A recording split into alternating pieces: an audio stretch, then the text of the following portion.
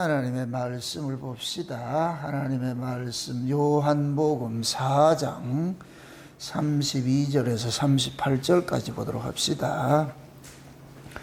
요한복음 4장 32절부터 38절까지 보도록 합시다. 같이 봅니다.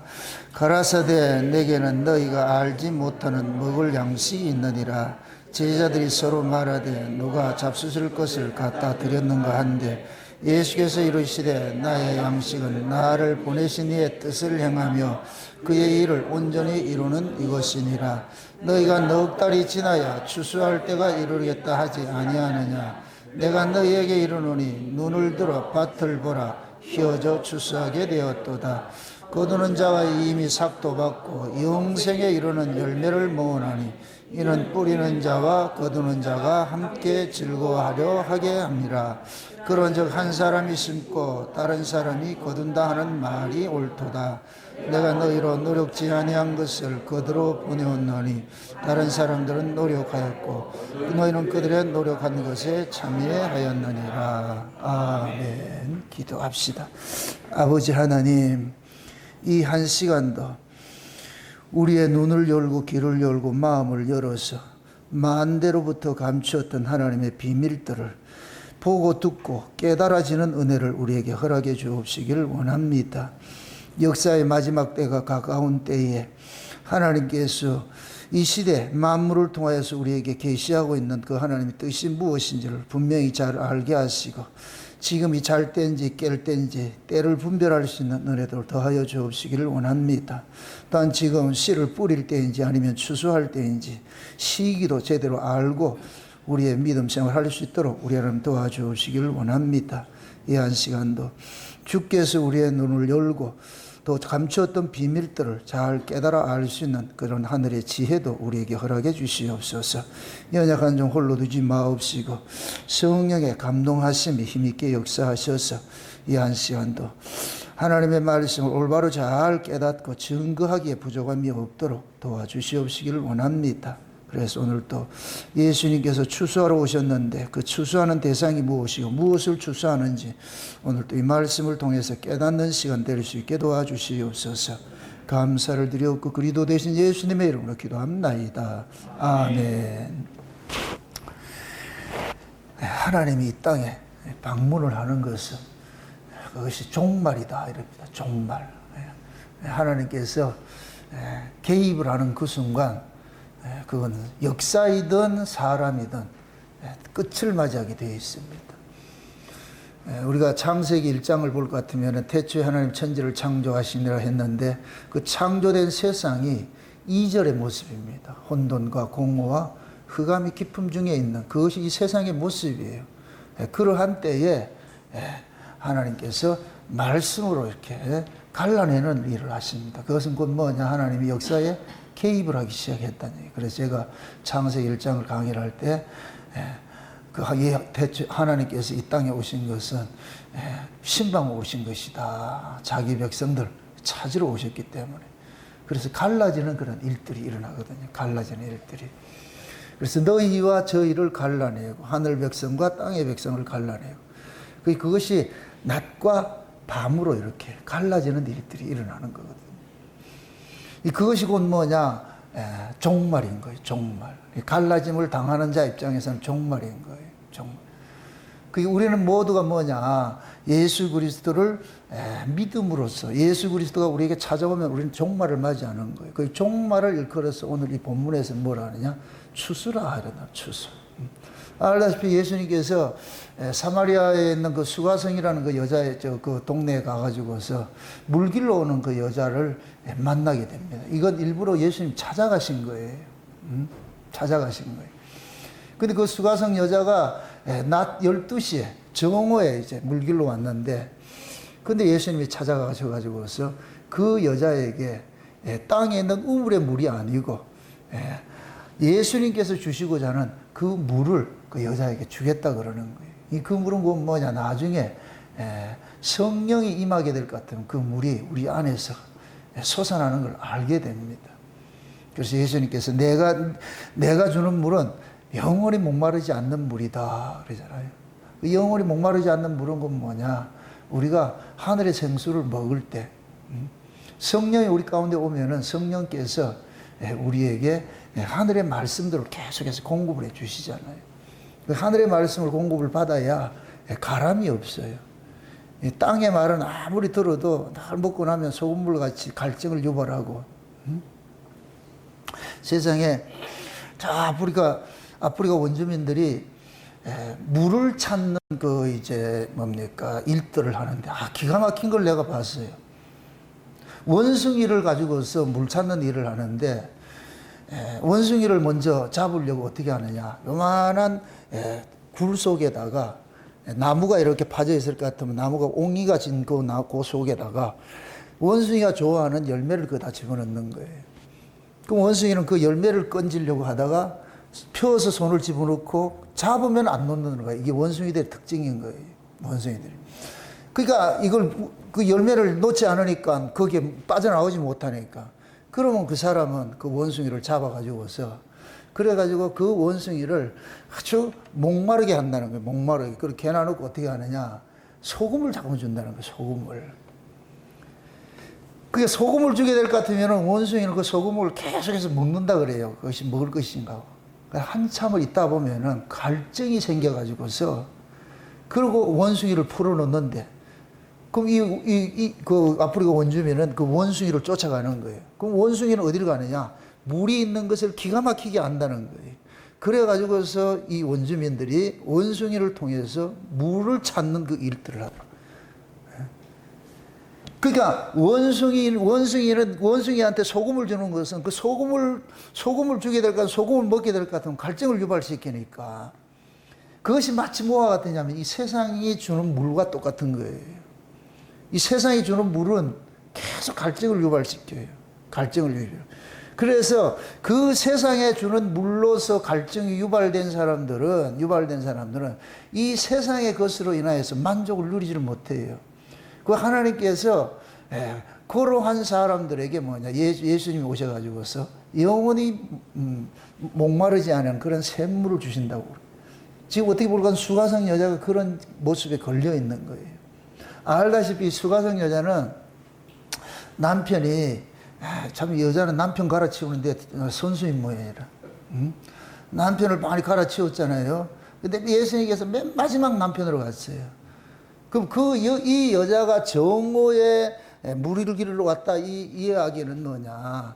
남편이 주는 그 물로 만족하지 못하고 있다는 얘기예요. 늘 갈증을 유발하고 있는 거예요.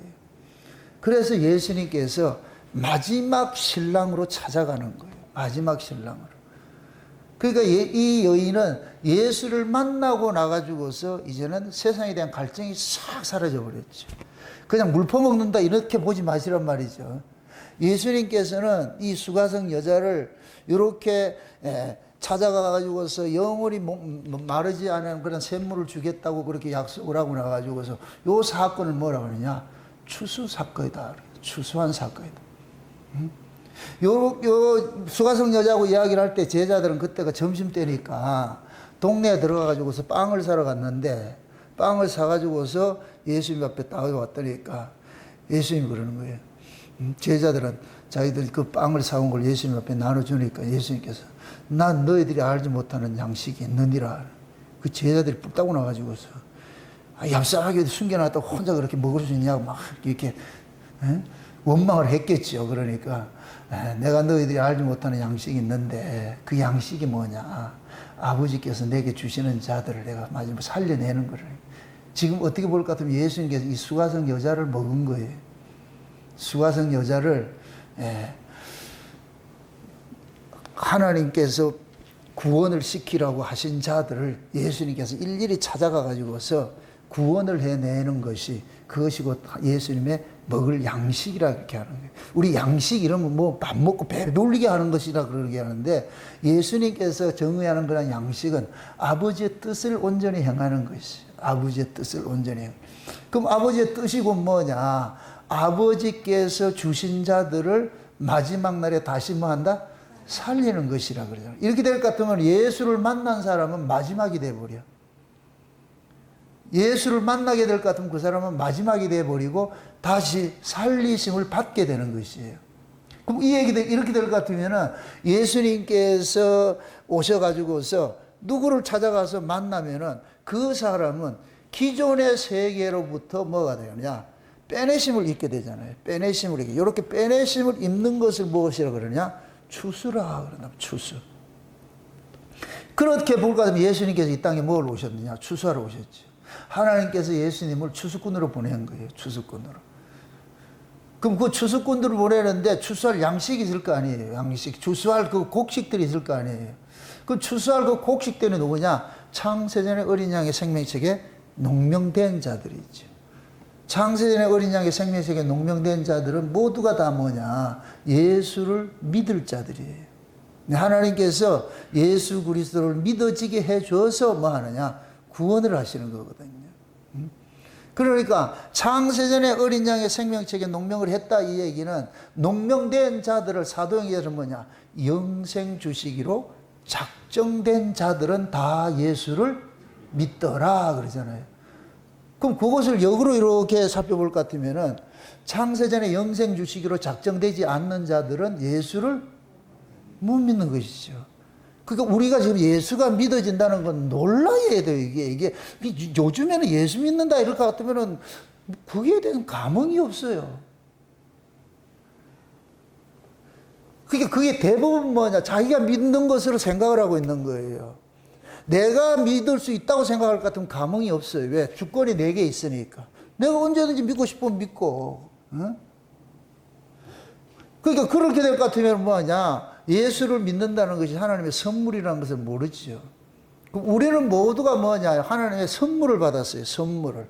어떤 선물을 받았냐? 믿음이라는 선물을 받았잖아요. 에베소 2장에 볼 것 같으면은 너희가 예수 그리스도를 믿는 것은 그 믿음이 너희 것이 아니고 하나님의 선물이라고 그러잖아요. 그래서 뭐 하라? 자랑하지 말라 그러는 거예요. 자랑하지 말라. 감사하라는 것이지. 그래서 우리가 예수가 믿어진다 이렇게 이것은 아무나 믿어지는 것이 아니란 말이죠. 내가 믿고 싶다고 해서 믿고 믿기 싫다고 해서 안 믿고 이게 안 된단 말이죠. 그래서 누구든지 성령이 아니고서는 예수를 주라 시인할 수 없다 그러는 거예요. 그럼 여러분들이 예수를 주라 시인했다는 얘기는 그건 여러분 실력이다. 성령의 실력이다. 성령의 실력이죠. 성령의 실력이죠. 제가 71회를 쓰면서 한 가지 딱 놓친 부분이 거기 한 가지 있는데 지금 에스겔이 바벨론의 포로 잡힌 자들에게 가가지고서 하나님의 말씀을 전하잖아요. 그럼 그 에스겔이 전에 그 포로 잡힌 자들에게 가가지고서 너희들이 왜 이 바벨론의 포로로 잡혀왔느냐 이것을 계속 설명을 해주는 거예요. 설명을 해주고 나가지고서 마지막 때 하나님께서 때가 되면은 이제 뭐 하느냐. 성전을 새로 짓게 되는데 그 성전이 곧 뭐냐. 성신으로 짓는 것이 되어버려요. 성신으로 지어지는 성전이라고 그러는 거예요. 그래서 에스겔서에서 나오는 성전은 성신이 짓는 성전으로 나타나는 거예요. 그것이 스룹바벨과 여호수아와 느헤미야, 에스라 이런 사람들이 와가지고 성전을 짓는 것들이 물론 보이는 성전을 지었어요. 그런데 이것을 볼 것 같아 학개서에 볼 것 같으면은 이는 하나님께서 성전을 짓는 것은 힘으로 되지 않고 능으로 되지 않고 하나님의 신으로 된다 그러죠. 이것은 지금 사람이 짓는 것이요, 성령이 짓는 것이요. 그러니까 이게 비밀인 거예요. 지금 스룹바벨하고 이렇게 보내가지고서 고레스를 통해가지고서 그들 성전을 지으라고 올라보냈는데 이 사람들이 실제 성전을 지은 것으로 보이지만 실제 성전은 누가 지었는가? 성신이 지은 것을 예표하고 있는 거예요. 이렇게 될 것 같으면 이스라엘은 바벨론에서 포로되면서 이스라엘의 역사는 끝나는 거예요. 이스라엘의 역사는 없어지는 것이 되어버려요. 그러니까 스룹바벨을 통해 가지고 지어진 그 스룹바벨 성전이 곧 뭐를 상징하느냐? 성신으로 지어진 성전을 예표하고 있는 거예요. 예표하고 있는 거예요. 그것이 이제 예수님께서 오셔가지고서 성전을 짓는데 그 예수님이 짓는 그 성전이 뭐냐? 성령으로 지어지는 성전이에요. 성령으로 지어지는 성전. 그럼 그 예수님께서 성령으로서 성전을 짓는데 보이는 건물 성전을 짓는 것이 아니고 자기 백성들 속에 성전을 짓는 거예요. 그 성전 이럴 것 같으면 여러분들이 그 성전의 의미를 알아야 되는데, 하나님과 함께 동거하는 것이 성전이에요. 하나님과 함께 사는 것이 성전이라니까. 그래서 예수님께서 요한복음 15장에 내가 가서 처소를 예비하면은 내가 다시 너희한테 와가지고 너희와 함께 영원히 함께 하리라 그러잖아요. 그러면 뭐냐? 그날이 되면은 내가 너희 안에, 너희가 내 안에, 내가 아버지 안에, 아버지가 내 안에 있는 것을 알게 될 것이야. 이러잖아. 이렇게 될 것 같으면 예수님께서 오실 때, 십자가에 죽으시고 부활해가지고 성신으로 우리 가운데 오실 때, 그리스도 이름으로 성령이 왔잖아요. 그럴 때 뭐냐? 아버지를 함께 모시고 온 거예요. 그럼 아버지를 함께 모시고 온 것이고 뭐냐? 아버지가 거할 집이 되어야 돼. 이게 성전이라고 그래요. 성전. 그래서 우리 안에 이 성전은 누가 짓느냐? 성령이 오셔야 짓는 거예요. 성령이 오셔야. 그럼 이렇게 될 것 같으면은 역사 속에 보이는 이런 교회는 교회가 아닌 거예요. 진짜 교회는 누구냐? 성령으로 거듭난 성도들이 교회인데, 이 교회라는 정의를 잘 아셔야 돼요. 교회는 에클레시아란 말은 빼내심을 입은 자들이에요. 빼내심을 입은 자. 이걸 오늘 본문식으로 말하면은 추수된 자예요. 추수된 자. 추수해서 뭐 한대요? 곡간에 드린다 그러죠? 그죠? 그 예수님께서 요한복음 10장에 볼 것 같으면 목자와 양을 비유를 할 때 그런 얘기를 하는 거예요. 우리 속에 있는 그들 속에 자기 양들의 이름을 각각 불러낸다 그러는 거예요. 자기 양들의 이름을 각각 불러내서 그 양들을 그 우리가 아닌 다른 우리에 둔다 그래요. 다른 우리에. 그러면서 하시는 말씀이 이 우리에 아직 들지 않는 양들이 있다 그러는 거예요. 그게 누구냐? 이방인 속에 있던 양들을 예수님이 만들어 놓은 그 양 우리 속에 드는 거예요. 그럼 그 우리가 곧 뭐냐? 성전인 거예요. 예수님이 지어주는 성전인 거예요. 그럼 예수님이 지어준 그 성전이고 뭐냐? 성신으로 지어진 성전인데, 그럼 예수 그리스도로부터 빼내심을 입은 자, 세상으로부터 빼내심을 입은 자, 물론 예수님 초림 당시에는 율법주의로부터 빼내심을 입은 자, 그런 자들을 두시려고 만든 곳이고 뭐냐? 교회란 말이죠. 그래서 교회 이렇게 할 때는 내 개인도 교회지만은 교회는 뭐냐? 무리라는 거예요. 예수 그리스도로부터 빼내심을 입은 자들이 모인 그 우리가 그 교회인 거예요. 아멘? 그게 하나님께서, 원래 우리가 뭡니까? 율법 아래 있을 때에 율법주의자들 그 율법교회에 있었잖아요. 그것이 구약교회로 나타난단 말이죠. 율법주의자들이 있는 그 교회에서 예수님께서 오셔가지고서 빼내신 거예요. 그럼 율법주의자들이 만든 그 교회의 원래 조상은 뭐냐? 야곱의 12아들이에요. 12지파를 통해서 생겨난 것이 그것이 구약의 이스라엘이란 말이죠. 그럼 구약의 이스라엘 속에서 예수님께서 빼낸 것이 무리가 대표적으로 나타난 것이 12제자인 거예요. 그럼 12제자는 신약의 12지파와 같은 것이 되어버려요. 신약의 12지파와 같은 것이 되어버려요. 그래서 이제 신약교회가 새로 만들어진 거예요. 신약교회가 만들어진 거예요. 예? 그래서 사도들을 뭐냐? 교회 터라 그러는 거예요. 사도들을 통해 가지고서 교회가 세워졌는데, 그 사도를 통해서 세워진 그 교회는 베드로의 신앙 고백이 있는 자들이 모이는 곳이에요. 그럼 베드로의 신앙 고백이 어떤 고백이에요? 주는 그리스도시요 살아계신 하나님의 아들이시나 그러죠. 그래서 이 베드로가 주는 그리스도시요 살아계신 하나님 아들이시다 했을 때에 예수님께서 그 고백을 분명히 알려줬어요. 베드로야, 지금 네가 나를 보고서 주는 그리스도시요 살아계신 하나님의 아들이라 하는 그 고백은 네가 한 고백이 아니고 위에 있는 내 아버지께서 알려준 고백이야. 그럼 베드로가 한 고백은 자기 고백이다. 하나님께서 고백해 한 것이다. 하나님께서 고백해 한 곳이죠. 그러한 곳에 뭐라 그러냐? 내 교회를 세운다 그러는 거예요. 내 교회를. 누구 교회? 내 교회. 내가 누구예요? 예수님의 교회죠. 예수님께서 그러한 교회. 자 보세요. 예수님께서 찾아가서 예수님께서 이 땅에 오실 때에 아버지로부터 생명책에 농명된 자들의 생명책을 하나 받아온 거예요. 쉬운 얘기로. 이 생명책은 뭐냐? 아버지께서 창세전에 구원받을 자, 그 자들을 뭐하냐? 어린 양의 생명책에 농명됐어요. 누구의 생명책? 어린 양의 생명책이에요. 그럼 이 어린 양의 생명책이라는 얘기는 어린 양을 통해서 구원받을 자라는 얘기예요. 어린 양을 통해서 구원을 받을 자. 그럼 어린 양을 통해서 구원을 받을 자를 창세전 언약 속에서는 뭐라 표현했느냐? 예수 그리스도를 통해서 구속 곧 죄사함 받는 자라고. 그 창세전 언약의 명기를 딱 해버린 거예요. 예수 그리스도를 통해서 구속 곧 죄사함을 받는 자들, 요런 자들을 하나님이 뭐라 그러고? 아들들이라 그러고, 그렇게 하나님의 아들들이 된 자들은 그 은혜의 영광을 세세토록 참여하는 일을 하는데, 이게 천국에 가서 우리 해야 될 일들이잖아요. 그러니까 어린 양의 생명책에 농명을 했어요. 그러면 그 어린 양의 생명책에 농명된 자들은 누구를 통해서 구원을 받게 되느냐? 어린 양의 피 흘리심 때문에 구원을 받게 되는 거예요. 그 어린 양이 역사 속에 실제로 오신 분이 누구냐? 예수 그리스도예요. 그래서 예수 그리스도의 피 흘리심을 통해서 구속을 받은 사람들이 하나님의 아들들이 되는 것이고, 요 하나님의 아들들, 예수 그리스도의 피로 구속받은 그 자들이 모인 곳을 뭐라 그러냐? 교회라 그러는 거예요. 교회. 그럼 교회 안에는, 예수님께서 만드신 교회 안에는 뭐 아니냐? 모두가 어떤 고백을 가지고 있느냐? 하나님께서 예수를 주라고 고백하는 그 고백을 가지고, 신앙 고백을 가지고 있는 거예요. 모든 성도들은. 그러니까 하나님께로 난 자들이 교회로 모이는데, 그 하나님께로 난 자들이 모여진 그 무리들은 더욱 이구동성으로 한 가지 이야기를 하게 돼 있어. 한 가지 이야기를. 어떤 이야기를 하게 되느냐?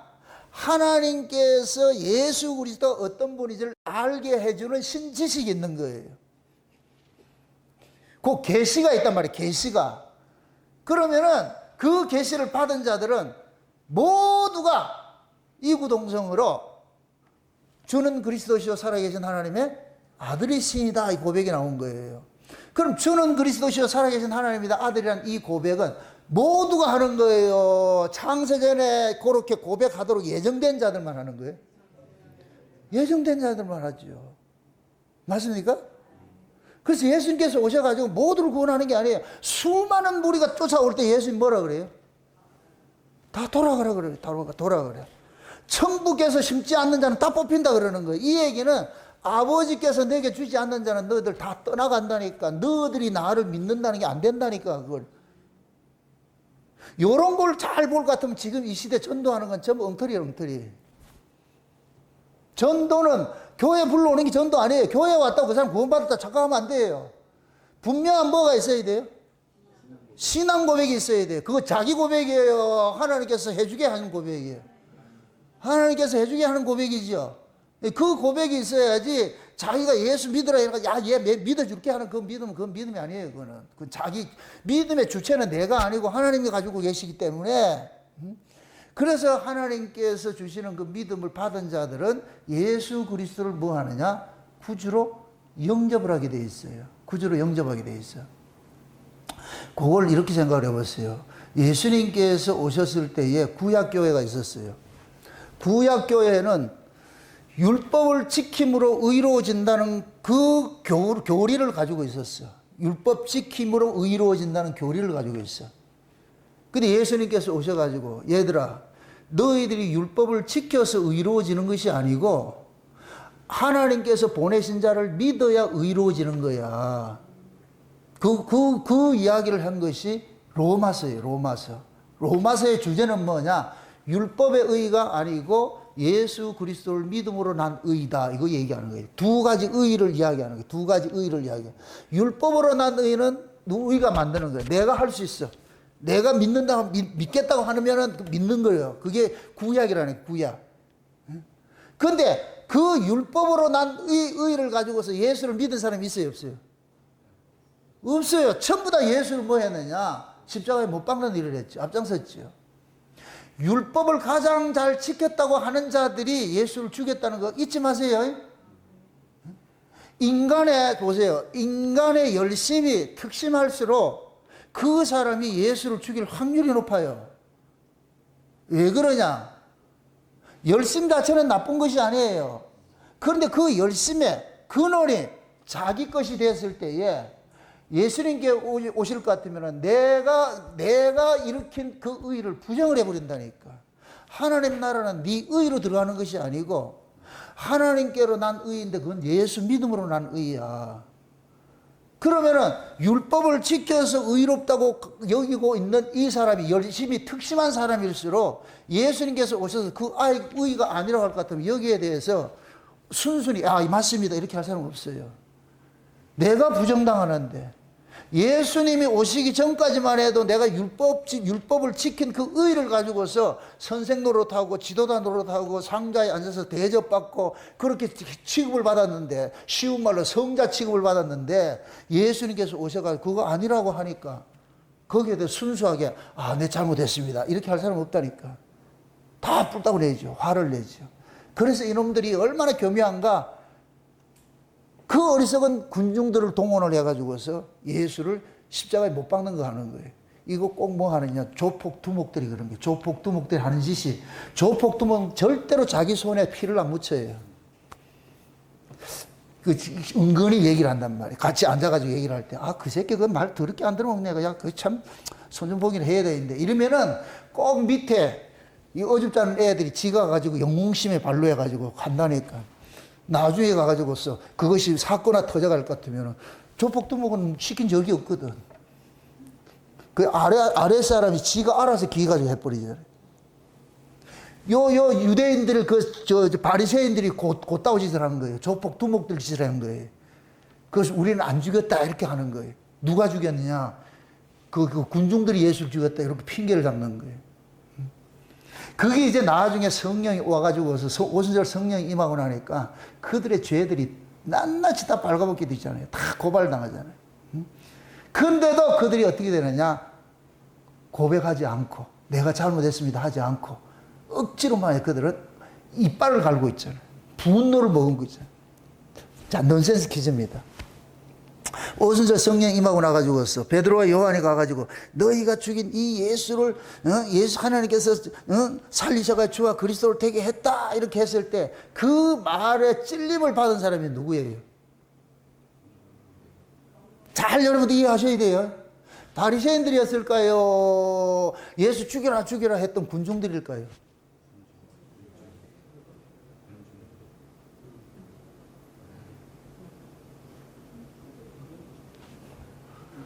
자, 이렇게 생각하면 조폭두목이 있어가지고서 말 안 듣는 놈 한 놈이 있어가지고 그놈 골치 아프네 이렇게 얘기 한마디 했는데 밑에 아가 정리를 다 했어. 그것도 경찰이 와가지고서 내보고 니 죽였지 했을 때 내가 그게 나 죽였다 이렇게 한다 안 한다? 그럼 죽인 놈 따로 있잖아. 그죠? 지금 바리새인들이 그런 거예요. 우리 예수 안 죽였다니까? 예수 누가 죽였다? 군중들이 죽였죠. 그럼 어찌할 거야 회개한 사람이 누구겠어요? 바리새인이겠어요? 군중들이겠어요? 그렇죠. 그 군중들이 애통해 하는 거예요. 왜? 내가 죽인 것, 내가 예수를 못 박으라 소리쳤던 거를 했던 사람이 부구한 거예요. 양심이 찔리는 거예요. 코드를 살려내는 거예요. 그럼 바리새인들이 회개한다 안 한다? 안 하지요. 안 한다니까.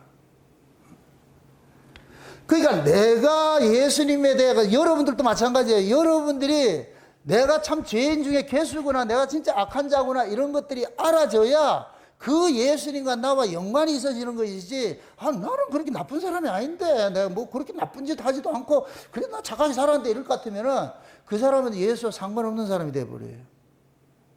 회개를 이야기를 할 것 같으면은 양심에 찔림이 없다니까.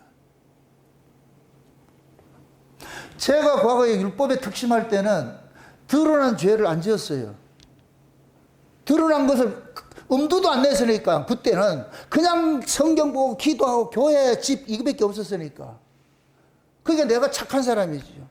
그럴 때 막 죄에 대해서 얘기를 할 것 같으면 공감이 안 가는 거예요. 내가 죄를 지어야 뭐 거기에 대해서 수긍이 좀 되고 할 텐데 그러지 않으니까.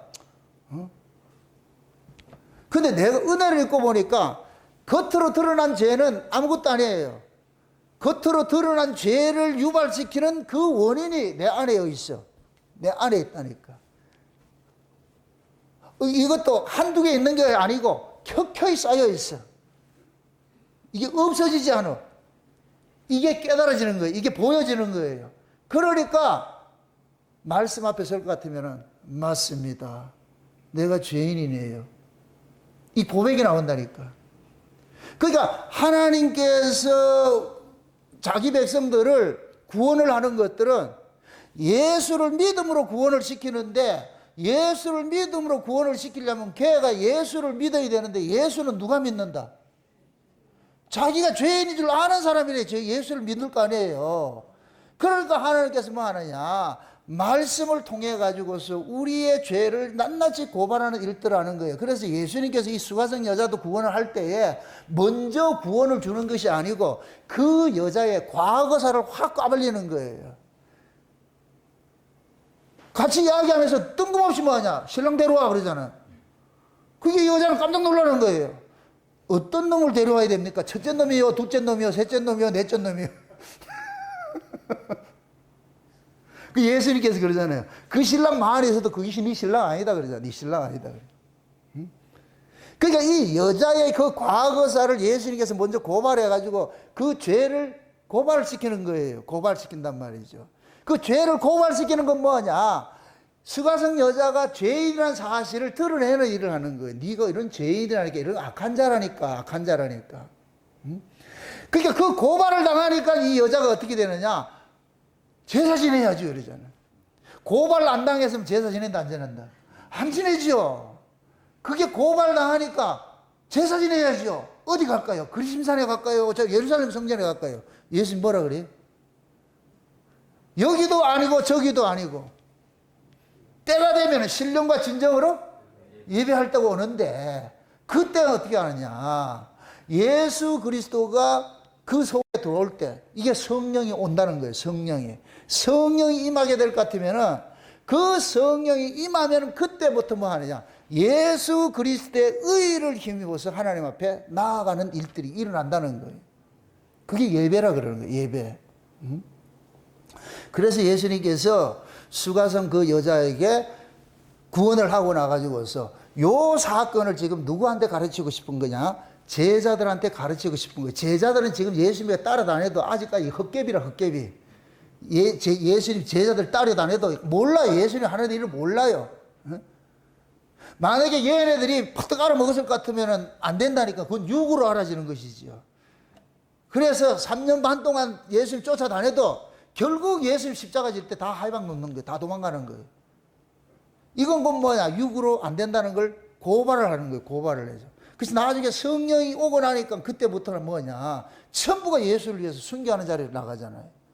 이럴 때 제자들이, 사도들이 순교한 것은 그들의 실력이다. 성령께서 하게 하신 것이다. 성령께서 하게 하신 것이죠. 그러니까 사도들도 예수를 믿는 것이 자기들 실력이 아니고 하나님께서 믿어지게 해줘야 되는 거예요. 그게 성령 강림으로 일어나는 거예요. 일어난단 말이죠. 그러니까 지금 보세요. 예수님께서 수가성 여자에게 구원 이야기를 다 베풀고 나가지고 제자들이 떡을 사가지고 빵을 사가지고 예수님 주니까 내가 이미 먹었다. 너희들이 알지 못하는 양식이 내게 있다. 그러면서 예수님께서 친히 예수님의 양식이 무엇인지를 알려주는 거예요. 예수님이 일이 무엇인지를 알려주는 거예요. 그게 곧 뭐냐? 이 여자, 하나님께서 내게 주신 여자야. 이 여자, 이런 여자를 내가 구원하는 일이 내 일이고 내가 하는 일이고, 이러한 일을 하고 나서 나타나는 그 현상이 뭐냐? 이 여자가 예수를 믿음으로 구원을 받게 되는 것을, 이러한 것들 뭐냐? 양식이라고 그런다. 양식. 그게 예수님의 양식은 우리가 먹는, 밥 먹는 이런 개념이 아니고, 아버지께서 주신 일, 그 일을 그대로 하는 것이. 그럼 아버지께서 주신 일이 뭐라 그랬어요? 아버지께서 내게 주신 자를 마지막 날에 뭐 한다 그래요? 다시 살린다 그러죠. 요렇게 될 것 같으면은 예수를 만나는 날이 그날이 장사날이라, 쉬운 얘기로. 수가성 여자는 예수를 만나는 그날이 뭐냐? 마지막 날이에요. 이제 예수를 만나고 나면 뭐가 돼요? 전혀 다른 새로운 사람이 되죠. 새로운 사람이. 맞습니까? 그래서 우리가 예수를 만나게 될 것 같으면은 추수를 당하는 거예요. 추수를 당하는 거예요. 그러면 예수님께서 우리를 찾아오시기 전에는 우리는 세상에 속한 사람이에요. 세상에 속한 사람인데 예수님께서 우리의 찾아오심으로 인하여 가지고 우리를 뭐 하느냐? 세상에서 뽑아내는 거예요. 뽑아낸다네. 그게 뽑아짐을 당하는 요것을 일컬어 가지고 구원이라 그러는 거예요. 구원. 요렇게 뽑혀진 자들을 모아놓는 곳을 교회라 그러고. 그럼 여기에 교회에 모여진 자들은 전부 뭐냐? 자발적으로 온 거예요. 뽑혀서 온 거예요. 뽑혀서 왔을 것 같으면은 자기 자랑거리가 있어요, 없어요? 없죠. 자기를 여기서 드러낸 사람이 자랑거리가 있죠. 이거 내가 금식 30일째 이거 내가 했다고 그러잖아요, 이게. 저 입실 기도원에서 내가. 그때 그 금식 마지막 날, 그 양지 바른 곳에 말이야. 이 바위가 두 개 있었어요, 이렇게. 난 여기 앉아있고. 금식 한 달째인데, 그 개미가 발발하고, 여기도 발발하래. 요걸 들어가지고 이쪽으로 싹 옮기는 순간, 탁 하나님께서 내를 때리면서 이거 알려주는 거예요. 이렇게 구원이 주어지는 것이다 하는 거예요. 깜짝 놀랐죠. 그러면서 이것을 내 스스로가 나레이션 하는 거예요. 해석을 하는 거예요. 혼자서. 이쪽 개미 보면 이쪽 개미. 이쪽 동네에 있는 개미가 금방 내가 옮겨놓은 그 개미한테 묻는 거예요. 너 어떻게 왔어? 이 개미 가라사대 어떻게 말했겠다? 헤엄쳐 왔다. 비행기 타고 왔다. 몰라 그래 얘가. 몰라. 야 임마 너 어떻게 여기 왔는데? 몰라. 어떤 분이 날 옮겨놨어. 어떤 분이 옮겨놨어. 이게 구원이야. 그럼 개미가 자랑할 게 있다 없다? 그럼 개미는 누가 나를 옮겨놨지 이거 찾아야지. 누가 나를 여기에 옮겨놨어요 이거 찾아야지. 맞습니까? 그러면은 성령께서 우리 구원식을 할까 하면 성령께서 하나님께서 너를 옮겨놨다니까. 네가 옮겨진 게 아니고. 그러면 그 성령이 깨닫게 해주는 그 고백을 신앙으로 내놓는 거예요. 베드로가 주는 그리스도시여 살아계신 하나님의 아들이라는 이 고백을 했을 때 예수님께서 그 고백의 출처를 알려주잖아요. 그거 네 거 아니고 누구 것이다? 아버지께서 했다니까. 아버지께서. 그럼 아버지께서 왜 네에게 알려줬겠어? 아버지께서 너를 창세전에 내 생명책에다가 기록을 해놨다니까. 내 생명책에다. 누구 생명책? 아버지 생명책이다. 어린 양의 생명책이다. 어린 양의 생명책이죠. 그러니까 어린 양의 생명책이니까 어린 양이 그 베드로를 구원하는 일을 해야 되는 거예요. 그래서 예수님께서 오셔서 가가지고 베드로가 나를 따르라 이렇게 하는 거예요. 따르라. 그러니까 베드로도 예수님에 의해 가지고 뭐 하느냐? 고기 잡던 어부에서 어떻게 돼버려요? 빼내심을 입죠. 여기 추수라니까 추수. 그래서 예수님께서 다니는 곳마다 뭐 하냐? 아버지께서 주시는 자들을 하나라도 빠뜨림 없이 다 구원해내는 거예요. 그럼 예수님께서 오셔가지고서 샘플로 12제자를 구원하는 것으로 나타났는데 나중에 오순절 성령이 임하고 나니까 전 세계에 흩어져 있는 자기 백성들 속에 성령이 바람처럼 숨처럼 그들 속에 다 역사를 해가지고서 예수가 그리스도를 믿어지게 하는 거예요. 지금 저와 여러분들이 지금 그 자리에 있는 거예요. 우리는 예수를 본 적도 없어요. 만난 적도 없어요. 근데 우리는 예수를 죽이지도 않았어요. 근데 성령이 오셔가지고서 2000년 전 그 예루살렘에서 일어났던 그 일들을 내 이야기로서 전부 말해주는 거예요. 성령이 그러는 거예요. 야 정나원이 니 그때 거기 있었다니까. 닌 돌멩이 2개 들고 있었다니까. 너. 다른 사람은 1개 들고 있었는데 너는 짱돌 2개 들고 있으면서 예수 죽여라 앞장섰던 아이가. 옛날 같으면 무슨 그런 소리를 하고 있어요. 난 가지도 않았는데 이렇게 할 텐데. 맞습니다. 내가 그런 자입니다. 이것이 깨달아질 것 같으면은 거기 안 가도 2000년 전에 내가 없어도 예루살렘에 내가 예수를 만난 적이 없어도 그 사건이 성경 속에 있던 그 유대인들의 사건이 내 이야기로 다 속속속속속 믿어지는 거예요. 믿어지는 거. 아멘? 그러니까 우리는 2000년 전에 있었던 일이나 4000년 전에 아브라함이 있었던 일이나 다 그 이야기가 내 이야기가 되죠. 갈대아 우르에 있던 그 아브라함을 하나님이 찾아간 거예요. 찾아가가지고서 빼내는 것이 뭐냐? 이쪽으로 빼내는 거예요. 자, 이것도 잘 생각해 보세요. 갈대아 우르에 하나님이 아브라함을 찾아갔을 때에 그 아브라함이 곧바로 가나안 땅에 들어왔어요. 한 군데 거쳐서 왔어요. 한 군데 거쳐서 왔죠. 그죠? 그죠? 하란 땅에 있다가 거기에서 어떻게 하니까 일이 나왔어요? 아버지가 죽으니까 그렇지. 아버지가 죽고 나서 나오는 거예요. 그죠? 이건 뭐 뭘 말하느냐? 아브라함의 옛사람이 죽는 것과 똑같은 거예요. 이렇게 될 것 같으면 아브라함에게 있어가지고서 갈대아 우르는 옛 땅, 죄악된 세상을 상징하고 하라는 뭐와 같으냐? 교회와 같은 것이 되어버려요. 교회에 들어와서 뭐가 죽느냐? 자기 옛사람이 죽는 거예요. 그게 아비가 죽는 것으로 나타나는 거예요. 이해돼요? 그렇게 해가지고 요단강 건너서 가나안 땅 데려가는 거예요. 저 유브라데 강 건너가지고. 우리 장차 세상에 있던 자들이 저 세상에 갈 때 우리예요. 하나님이 저와 여러분들 찾아왔어. 아브라함아 찾아갔듯이 여러분들 각각 이름 불러서 찾아가가지고서 어디를 끄집어놨냐? 여기다 끄집어놨어. 교회에다 끄집어놨어. 교회에서. 그래서 교회에서 끄집어놔가지고서 아브라함에게서 부모는 뭐냐? 자기 옛사람과 똑같은 거예요. 거기 죽으면 어떻게 되느냐? 가나안 땅 가는 거예요. 그 약속의 땅이라는 게 약속의. 아브라함에게 있어 구원의 땅이 약속의 땅이라는 게 그 가나안 땅이 약속의 땅이에요. 그 약속의 땅에 딱 들어갔다니까 하나님께서 또 알려주는 게 있잖아요. 내가 네한테 주려고 한 것이 이 땅이 아니고 이 세상에 있는 게 아니고 저 하늘 한번 쳐다볼래? 그러니까 그 하늘을 쫙 쳐다봤다니까 옛날 그 롯데캐슬 그 광고 봐요? 롯데캐슬 아파트 선전할 때 광고 봤어요? 그 담이 있어. 숲이 다 있는데 아름다운 그 아가씨인지 아주머니인지 모르겠어요. 뒷다리 하나 들고 그 구멍으로 이렇게 들여다보는 거예요. 저 캐슬 속, 저 성 속에 누가 살고 있나 이렇게 들여다보는 거예요. 하나님이 아브라함에게 와가지고서 하늘을 쳐다볼래? 그러니까 하늘 갑자기 아브라함 눈이 확 열려가지고 하늘에 캐슬이 하나 보이는 거예요. 성이 하나 보이는 거예요. 그 하나님 그런 거예요. 내가 네한테 약속한 데 저다 이거. 저기 있다니까. 그럼 아브라함은 이 땅에서 잘 먹고 잘 살고 건물 짓고 할 이유가 있다 없다? 아브라함이 하나님 주시고자 약속한 땅이 어디라 그랬어요? 위에 있다 그랬죠. 위에 있다. 그럼 이때부터 아브라함은 여기서 뭐 하냐? 가나안 땅에서 나그네로 사는 거예요. 나그네로. 그래서 아들하고 손주들하고 다 모아놓으면 뭐 하느냐? 하나님께서 우리에게 주시고자 약속하신 땅이 이 땅에 있는 것이 아니고 저 위에 있느니라. 저 위에 있느니라. 그걸 지금 히브리서 11장에서 그러는 거예요. 하늘에 있는 본향 찾는다고. 한번 찾아보세요. 히브리서 11장. 히브리서 11장 한번 보세요. 히브리서 11장 보세요.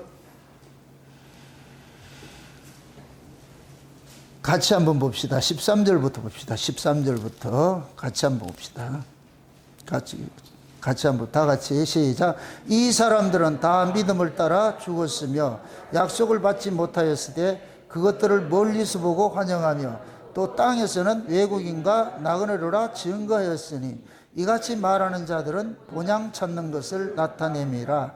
저희가 나온 바 본향을 생각하였다면 돌아갈 기회가 있었으려니와 저희가 이제는 더 나은 본향을 사모하니 곧 하늘에 있는 것이라. 그러므로 하나님이 저희 하나님이라 일컬음을 받으심을 부끄러워 아니하시고 저희를 위하여 한 성을 예비하셨느니라. 지금 하나님께서 자기 백성들을 위해서 한 성을 예비를 해놨다 그래요. 한 성을. 근데 그 성이 어디에 있다 그래요? 하늘에 있다 그래요. 그래서 요한계시록 21장에 하늘 예루살렘 성이 나오는 거예요. 계시록 21장에 예수님께서 재림을 하실 때 뭐라 그러냐? 새 하늘과 새 땅을 몰고 온다 그러죠. 새 하늘과 새 땅을 몰고 오는데 그것을 뭐라 그래요? 거룩한 성 뭐라 그래요? 예루살렘이라고 그러죠. 예루살렘. 지금 그걸 보여준 거예요. 그거를 지금 누구한테? 아브라함한테. 아브라함의 그 후손들에게 보여준 거예요. 그러니까 얘네들이 그걸 보고 나니까 이 땅에 미련이 없어. 이 땅에. 그 여기에 대해 집착할 이유가 없는 거예요. 이걸 그대로 우리에게 적용을 할 것 같으면 저와 여러분들이 세상에 있다가 교회로 부르심을 입으면은 목사를 통해서 여러분들의 눈을 자꾸 어디를 보게 하느냐? 저 위를 자꾸 보게 한다니까. 이 말씀을 통해 가지고 우리의 본향은 여기 아니고 저 위에 있습니다. 계속 이런 말씀을 통해서 그럼 여러분들을 제가 지시하는 저 시온성을 여러분들 바라봐야 되는 거예요. 그게 맞습니까? 하늘에 있는 시온성 맞습니까? 그 시온성이 있어. 그 시온성을 향해서 아, 내가 가야 될 고향이 저기 있구나, 저기 있구나. 요걸 성령께서 믿어지게 해준다니까. 믿어지니까 믿어지게 해주니까 믿는 것이지. 억지로 믿습니다, 믿습니다. 그래서 믿어지는 게 아니에요. 믿어지게 해줄 것 같으면은 아브라함이 봤던 그 성이 그 성이었네. 그럼 여러분들이 오늘 저녁에 가가지고 그 성이 믿어지면은 이렇게 부르면서 아브라함 잘 있어? 이렇게 잘 있냐? 이렇게 한번 해보시라니까. 그럼 아브라함이 소리 손짓 할까요? 안 할까요?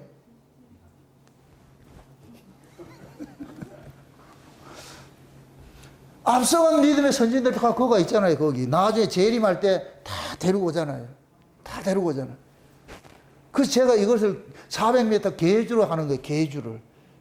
걔네들 1번 주자였을 것 같으면 우리는 마지막 주자가 되는 거예요. 제일 영광된 자리가 어느 자리예요? 1번 주자예요? 마지막 주자예요? 그건 어떻게 안 해? 마지막 주자에게 모든 이 카메라가 들이대고 있는 거예요. 마지막 주자에게. 그 마지막 주자가 골인할 때 그 영광, 수많은 사람들이 말이에요. 그 스타디움에 서 있는 수많은 관중들이 마지막 주자가 골인할 것 같으면 어떻게 돼요? 밤새 일어나잖아요. 우리가 마지막 주님 앞에 구원을 받으면 천군 천사들이 일어나가지고 막 환호하는 거예요. 좀 그런 것들도 이렇게 간접적으로 좀 느끼세요. 그런 걸 보면은. 응? 옛날에 황영조가 저 바르셀로나 그 올림픽을 할 때 마지막 그 몬주이 그 경기장에 들어올 때 와, 그 영광 보세요. 수많은 사람들이 다 일어나가지고 환영을 하잖아요. 그 마라톤 1등 한 번 하고 평생 울고 먹고 살잖아, 걔는. 그런 걸 보면은, 야, 우리가 장차 그거 할 때 하나님께서 우리를 저렇게 환영을 해주고 있구나. 천사들이 도열을 하고 있다니까. 좀 그런 거 다 이렇게 그림을 그려보시라고. 여러분들 이제 배너나 이런 거 그런 영화 같은 데 볼 것 같으면은 막 마지막 전쟁에 승리하고 백마 타고 포로들 잡아가지고 딱 올 때 어떻게 돼요? 그 길가에 누가 있어요? 수많은 백성들이 나와가지고 뭐 해요? 여인들이 뭘 뿌려요? 꽃가루 뿌리고 하잖아요. 꽃가루 뿌리고 이렇게 하잖아요. 환영하잖아요. 에? 그때 그 말이야, 그러니까 그 개선문, 그 개선 장군들 하고 하듯이 그런 모습이 장차 성도들이 하나님 나라 개선하고 들어갈 때 그 모습이라, 그 모습. 응? 그렇다고 해가지고 그거가 또 이렇게 뭐 꽃 뿌린다 이렇게 생각하지 말고 영적인 의미에서 그렇게 느끼고 사시라고. 이 절대 여러분들 외로운 게 아니니까. 응? 그래서 여러분 또 이렇게 해봅시다. 역으로 또 이렇게 또 퀴즈 하나 냅시다. 수가성 여자가 예수를 만나기 전의 인생하고 만나고 난 후의 인생이 어느 인생이 좋았겠어요? 또 넌센스 퀴즈. 예수님을 만나고 난 수가성 여자가 또 다른 남자 또 만나서 시집 갔겠다 안 갔겠다? 그거 어떻게 알아? 안 갔지. 마지막 신랑을 만났는데 물동이 내어 던졌는데 그동안의 신랑들은 목마르만 줘. 그러니까 물동이를 들고 오는 거예요. 물동이 물 풀어 왔는데, 물 풀어 와가지고서. 예수님 만나고 나니까 물 푼다, 안 푼다? 안 푸잖아. 이게 해갈이 됐다는 얘기예요. 그럼 그 여인에게는 예수님은 마지막 남자. 그걸 끝사랑이라고 그러잖아요. 마지막 남자로서, 마지막 남자. 그럼 이때부터 이 여자는 오로지 한 신랑만 바라보고 사는 이 여자의 이 삶은 이전의 삶과 비교했을 때 육체적으로 생각했을 때 행복했을 것 같아요? 불행했을 것 같아요? 육체적인 삶을 따졌을 때 힘들었지. 옛날 같으면 이 남자 아니면 저 남자 갈아타고 저 남자 아니면 이 남자 갈아타고 어느 놈이 돈 많이 주냐 어느 놈이 똥 사주냐 그렇게 해서 매 갈아타고 했는데 우리 예수님은 똥도 안 사준다. 그때부터 이제부터 예수님이 가신 그 길, 이 수가성 여자는 묵묵히 그 길 가는 거예요. 이게 이 기쁨으로 사는 거예요. 이게 영적 기쁨이에요. 영적 기쁨. 신자는 영적인 즐거움, 영적 기쁨으로 사는 것이지 세상의 즐거움, 세상 기쁨 사는 것이 아니에요. 교회의 본질은 땅의 가치가 아니에요. 저 위에 있는 가치. 여러분들이 위에 있는 말씀을 들을 때마다 여러분들이 이게 소름이 돋듯이 쭈뼛쭈뼛해져야 돼요. 위에 있는 말씀이 깨달아지고 깊은 말씀들이 깨달아질 때마다 가슴이 쿵쾅거리고, 와, 이게 이런가 저게 저건가, 세상에 말도 안 돼, 이게 나와야지. 이래도 저래도 아무 미동이 없을 것 같으면 그건 죽은 것이지. 좀 제대로 먹었으면, 맛있는 음식을 먹었으면 어떻게 알아? 먹으면 자동적으로 뭐가 돼요? 이게 나와야 정상이지. 우리가 하나님의 신자는 하나님의 그 계시, 하나님의 뜻을 깨달을 때마다 이게 폭죽이 터져야 돼요. 와, 이것이라고. 제가 말씀을 준비하면서 이런 계시적인 말씀들 깨달아질 때마다 그냥 팡팡 터지는 거예요. 세상에 이런 것이라고. 이게 말도 안 돼. 어떻게 이런 것이. 그게 이 말씀의 비밀 속에 그 뒷면 이면에 볼 것 같으면은 겉으로 드러나는 건 문자인데 문자 이면에 성령이 감동으로 해놓은 그 뜻이 있단 말이에요. 그 뜻을. 그래서 성령께서 그 뜻을 하나하나 해석을 해줄 때마다 그냥 폭죽이 터지는 거예요. 세상에 이런 이야기라고 저런 이야기라고. 그럴 때 여러분들이 이 세상으로부터 이겨낼 수가 있는 거예요. 누가 나 안 알아줘도 괜찮아요. 누가 나 무시해도 괜찮아요.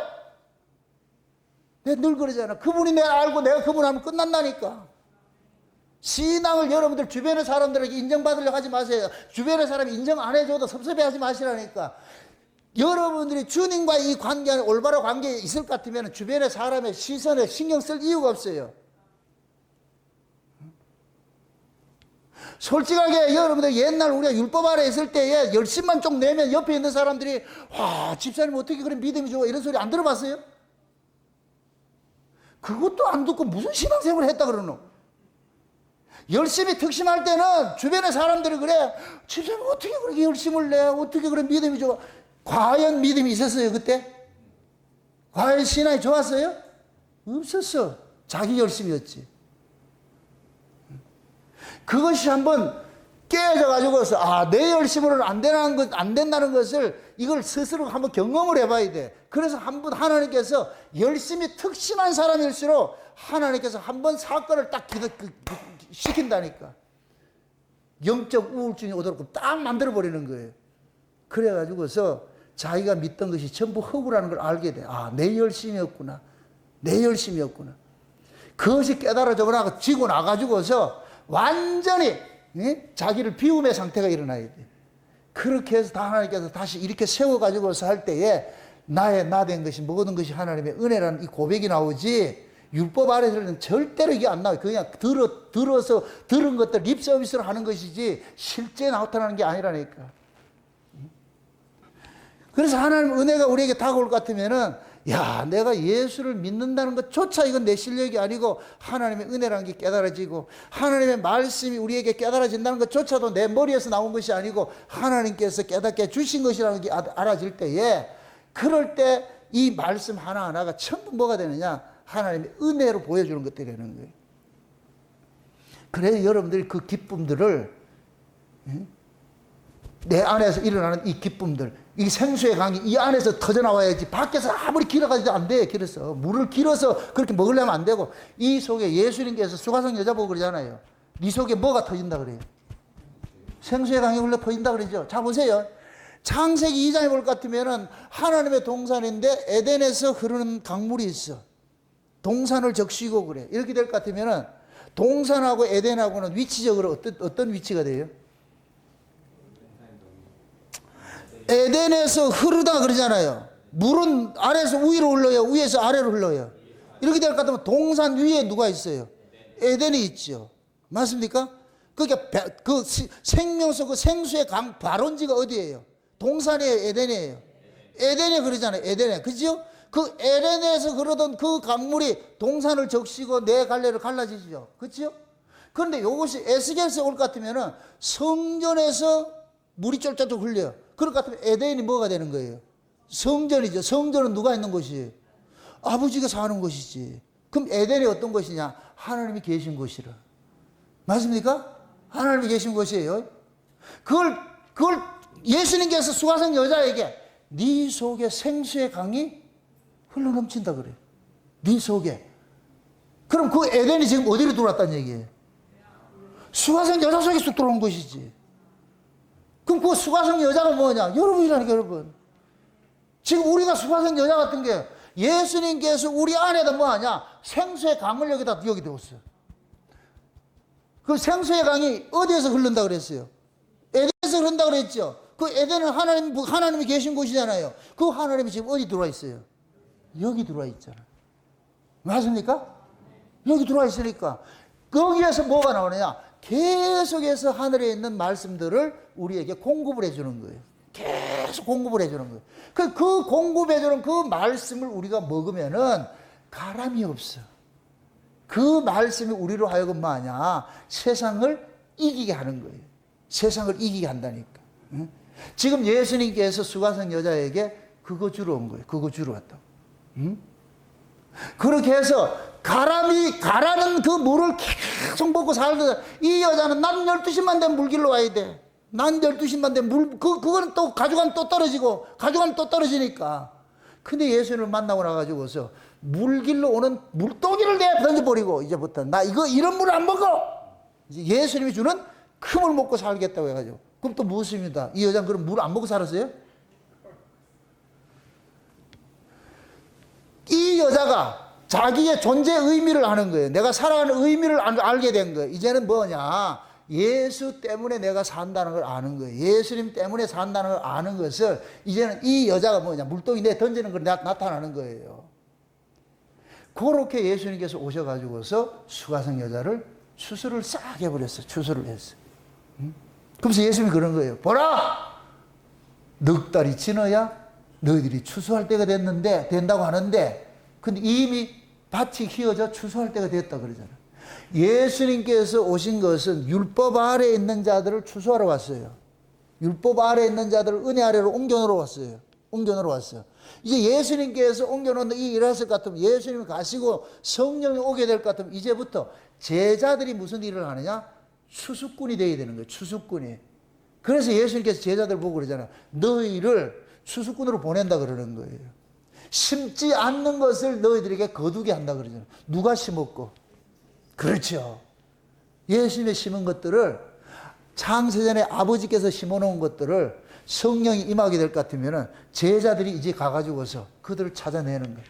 그래서 제자들은 예수 그리스도의 그 십자가의 복음을 가지고서 가는 곳마다 외치면은 창세전에 어린 양의 생명책에 농명된 자들이 그 말씀을 듣고서 가슴이, 그 하나님의 은혜가 그들의 가슴에게, 그들의 마음속에 확 넘치니까, 그러면 그들도 뭐냐? 예수를 구주로 믿게 되고, 그럼 예수를 구주로 믿는 자들은 기존의 질서에서 빼내심을 입어가지고서 예수를 구주로 믿는 무리들 속에 하나가 되어가지고서, 그럼 이들과 같은 생활을 하는 거예요. 그럼 이쪽으로부터 이 사람은 추수당한 것이 돼버려요.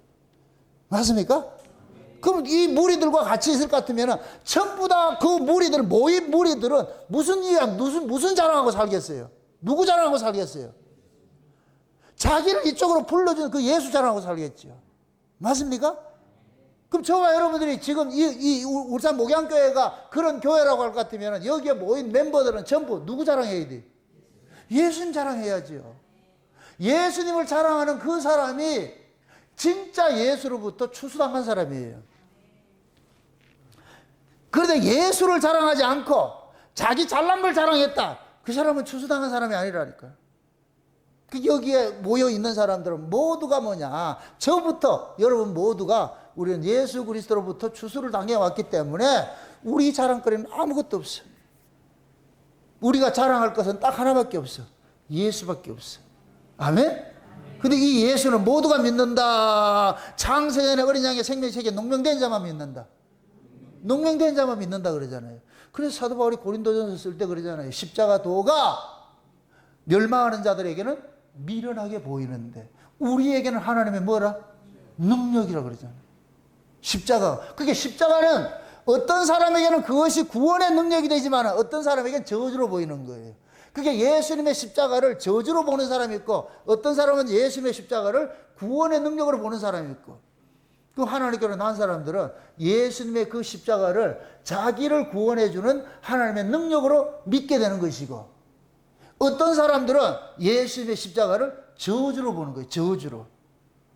그걸 지금 이 시대에 신앙을 할 것 같으면 예수 믿고서, 예를 들어서 예수 믿고서 그 사람이 사업이 안 되거나 무슨 문제가 생기고 이럴 것 같으면 그걸 저주받았다 이렇게 생각하는 사람이 있어.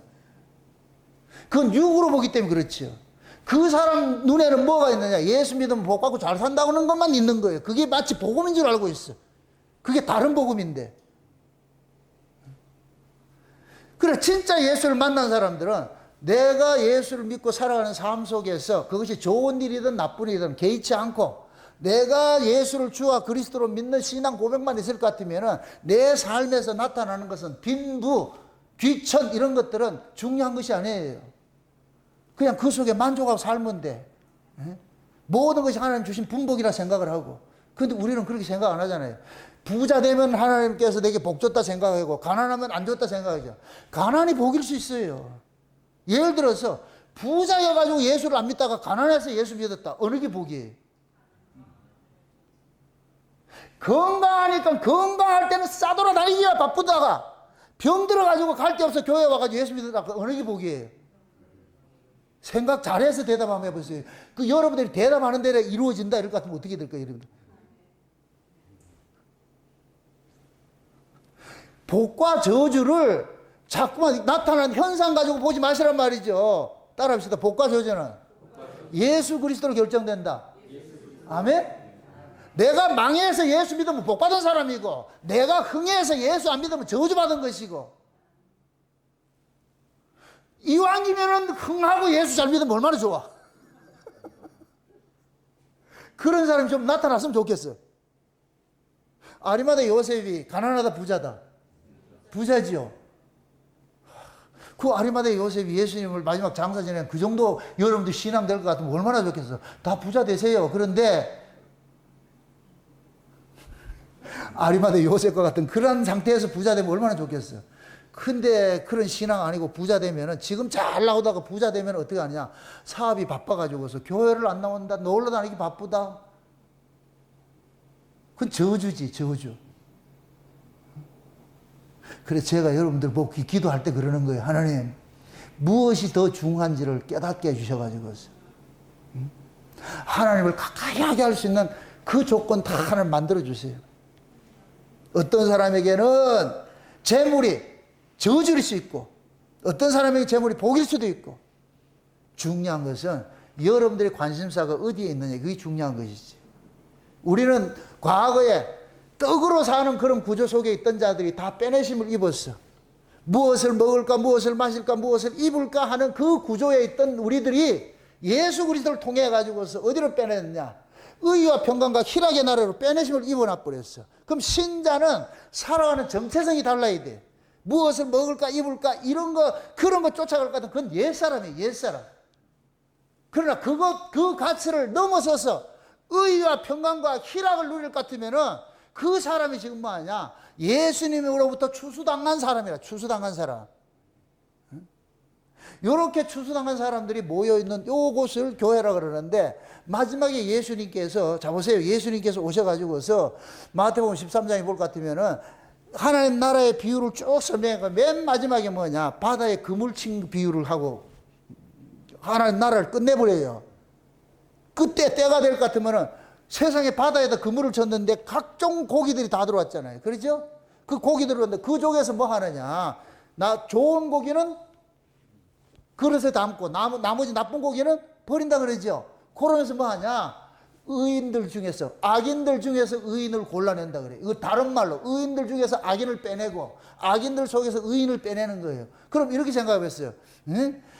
고로한 그 그물이 곧 뭐냐? 교회를 말하는 거예요. 교회. 그래서 교회는 마지막 때는 교회 안에 뭐가 일어나느냐? 심판이 일어나는 거예요. 심판이. 교회 안에서 예수님께서 좋은 고기 나쁜 고기를 빼내는 거예요. 좋은 고기는 뭐냐? 그의 나라와 그의 의를 구하고 사는 사람이 좋은 고기고 나쁜 고기는 뭐냐? 무엇을 먹을까 입을까 마실까 쫓아가는 게 나쁜 고기인 거예요. 그래서 의인들 속에 악인 골라내고 악인들 속에서 의인 골라내고 그게 마지막 추수라 그런 거예요. 마지막 추수. 지금 보세요. 개인 추수가 있고 마지막 역사적인 추수가 있잖아요. 그럼 개인 추수는 저와 여러분들이 율법이라는 교회에 있다가 은혜라는 교회로 옮겨진 것이 추수당한 거예요. 그럼 은혜라는 교회에 옮겨졌을 것 같으면 우리는 뭐 하느냐? 은혜의 사람으로 자라가야지요. 은혜의 사람으로 살아야지요. 그런데 예수님께서 다 은혜로 옮겨놨는데 원수가 여기다가 가라지를 뿌려놔 버렸어요. 여기에 법으로 사는 사람이 있어. 법으로 사는 사람이. 그럼 마지막 때 교회 안에도 법으로 사는 사람이 있고 은혜로 사는 사람이 두 부류가 섞여 있는 거예요. 섞여 있어. 그럼 예수님이 오실 때 오셔가지고 뭐 하느냐? 법으로 사는 사람은 법으로 사는 자들끼리 가서 사는 곳으로 보내고, 은혜로 사는 사람은 은혜로 사는 사람끼리 보내는 거예요. 이 갈라내는 이걸 종말이라고 그래. 이걸 추수라고 그러는 거예요. 추수. 그 법으로 사는 사람들끼리 모여 있는 곳을 지옥이라고 그러고, 은혜로 사는 사람들끼리 모여 있는 곳을 천국이라고 그러는 거예요.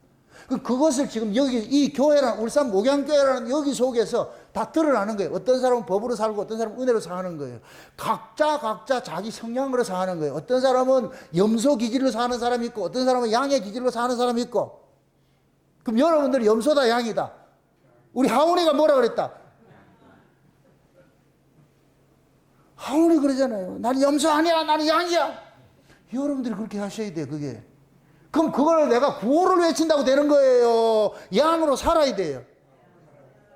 말은 잘하지. 한번 스스로를 보세요. 내가 염소짓을 하는지 양짓을 하는지 은혜로 사는지 법으로 사는지. 여러분들 삶이 그게 열매예요. 열매. 뭘 어떤 걸 내놓는지 그것이 여러분들이 마지막에 심판 때 그걸로 심판받는다니까. 법으로 사는 사람은 법으로 사는 사람 나라에 가는 것이고, 은혜로 사는 사람은 은혜로 사는 사람 나라로 가는 것이고. 그래서 우리가 오늘날이란 동안 내가 지금 뭐 하느냐, 하나님께 받은 그 은혜를 안달 같으면은 날마다 우리 안에서 이 두 싸움을 하잖아요. 법으로 사는 사람이 있고 은혜로 사는 사람이 있어. 사도 바울이 두 법이 있다 그래요. 두 법이. 항상 이 두 법이 싸우잖아요. 그럴 때마다 뭐 하느냐, 전쟁은 하는 것은 싸워 이기라고 전쟁하는 거예요. 그래서 하나님께서 우리에게 전쟁하는 무기를 줬는데 뭐라 그래요? 성령의 검 곧 뭐를 가지라? 하나님의 말씀을 가지라 그러잖아. 하나님의 말씀을 가지고서 늘 이 안에서 내 안에 일어나는 이 육적 가치관, 세상적 가치관, 옛사람의 가치관, 법의 가치관, 이거 다 찍어내는 일이에요. 싸워야 돼. 싸워야 돼. 싸우려면 여러분들이 처절하게 자기를 낮추고 비우는 이 싸움을 해야 되는 거예요. 그래서 누구든지 진 자는 이긴 자의 종이 되다 그러잖아요. 여러분 속에서 여러분의 은혜가 여러분들을 이길 것 같으면 여러분들의 몸은 은혜를 드러내는 도구가 되는 것이고, 법이 이길 것 같으면 법으로 쓰는 도구가 되는 것이고. 스스로가 싸우세요. 법이 없는 사람 다 없어요. 다 있어요. 두 법 다 있다니까. 모든 사람 다 있어. 근데 그 법에 여러분들 지지 마시라고. 내 안에 내가 또 있어. 옛사람과 새사람 이 둘이 같이 있다니까. 에서가 있고 야곱이 있어. 둘이 어떻다? 쌍둥이죠. 우리 안에 쌍둥이가 있다니까. 옛사람과 새사람에는 쌍둥이가 있어. 야곱이라는 놈은 늘 장자권을 탐내고, 에서라는 놈은 늘 떡을 탐내고, 이 두 싸움이 있어. 그렇게 여러분들이 야곱처럼 뭐 하느냐, 하나님의 그 은혜, 그 뭡니까, 장자권에 대한 그 열망을 가지고 사셔야 돼. 그걸 가지고서. 그래서 내가 하나님 우리에게 주신 그 구원, 우리는 뭐하자, 여기가 가나안 칠족속이 우글우글 했는데 예수님께서 여호수아와 같이 우리 안에 들어오셔가지고서 그 여호와의 전쟁을 벌이고 있잖아. 그럼 예수님 우리 안에 오셔가지고서 여호와의 전쟁을 벌이는데 내가 싸우는 것이 아니고 누가 싸운다? 여호와의 군대 장관이신 예수님이 싸우잖아요. 그래서 우리는 자꾸만 예수님에게 코를 내야 되는 거예요. 주여, 날 좀 도와주세요. 주여, 날 좀 지켜내주세요. 이겨주세요. 기도는 왜 하느냐? 내 힘으로 안 되니까 기도하는 거예요. 그래서 이 시간 여러분 기도할 때도 주여, 오늘 말씀 듣고 보니까 내 속에 두 법이 있는데 이 세상의 법, 이 옛사람의 법이 작동하지 못하고 새 사람이 좀 이 은혜의 법이 좀 이길 수 있도록, 그렇게 할 것 같으면 여러분들은 이 몸뚱이가 은혜의 도구로 잘 쓰여지는 거예요. 은혜의 도구로. 은혜의 도구로 쓰여질 것 같으면 주변의 사람들의 혜택을 보지요. 우리는 다 그 길로 가야 돼요. 제자들이 3년 반 동안 예수님 쫓아다닐 때는 전부 법으로 살았어요. 성령이 임하고 나니까 전부 자기를 비우는 쪽으로 살게 되잖아. 그거 가는 거예요. 그렇게 가는 거예요. 그 모습이 우리 모습이니까 이 저녁 시간에 주여, 내게 은혜 주셔서 그 은혜로 인하여 내 안에 나를 치장하고자 하는 이 옛사람, 내 법을 좀 죽여주시고, 이게 추수당해야 돼. 이게 죽어지고, 그래서 은혜의 법이 나를 장악을 해가지고서 내 몸을 은혜의 도구로서 자꾸만 들여질 수 있는 그러한 삶을 살아갈 수 있도록 힘을 달라고 그렇게 기도하시기를 주의 이름으로 축원드립니다. 기도합시다. 아버지 하나님 감사합니다. 예수님께서 오셔서 자기 백성들을 구원하러 오셨는데 그것이 추수당하는 모습으로 우리 오늘 살펴봤습니다. 이제 우리도 예수님에 의해서 추수를 당하였고 이제 추수된 자로서 또 예수님께서 만들어 놓은 그 우리 속에 우리를 이렇게 모아놓아 주심을 감사를 드립니다. 우리 모두가 다 은혜의 사람으로서 서로가 은혜의 빚진 자로서 서로 섬기고 주님께 받은 것으로 서로 섬기고 나누고 베푸는 그러한 삶을 살아갈 수 있도록 도와주옵시길 원합니다. 오늘도 말씀을 통해서 내가 고발당하게 하시고 고발당한 나를 또 주님 앞에 은혜를 구하여서 주님께서 내 몸의 주인이 되셔서 나를 다스려 달라고 그렇게 기도할 수 있는 저들 될 수 있도록 도와주시옵소서. 감사를 드리고 예수님의 이름으로 기도합나이다. 아멘.